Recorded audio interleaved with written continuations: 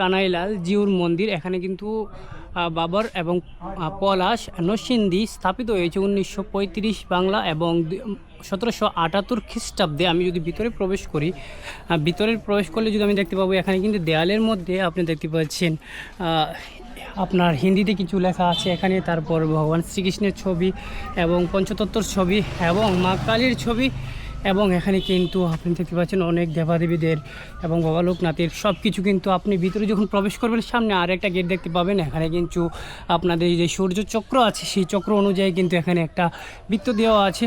আর আপনি যদি আরেকটু ভিতরে প্রবেশ করুন তাহলে ভিতরে প্রবেশ করার পর একই দেয়ালে কিন্তু অনেক দেবদেবীর ছবি দেখতে পাবেন, যেটা টাইলস দিয়ে লাগানো হয়েছে।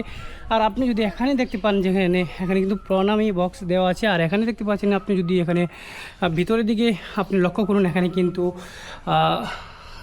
গণেশের মূর্তি স্পষ্ট করে, কিন্তু সাথে কিন্তু একটা শ্রী শ্রী লোকনাথ ব্রহ্মচারী বাবার ছোটো বিগ্রহ কিন্তু এখানে আছে।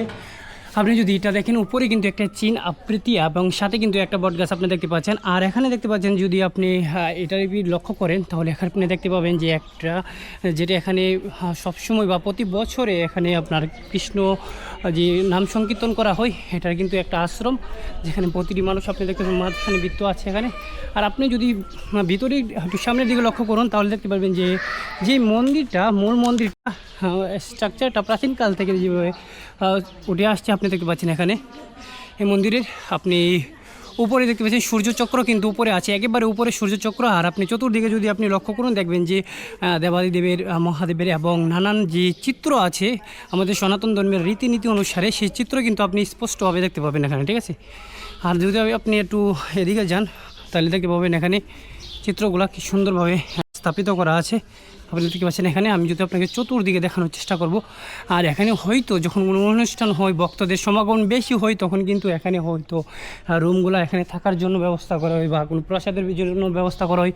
আপনি উপরে যদি একটু লক্ষ্য করেন তাও দেখতে পাচ্ছেন কিন্তু মন্দিরটা অনেক বড়, মন্দিরটা অনেক বড় আপনি দেখতে পাচ্ছেন।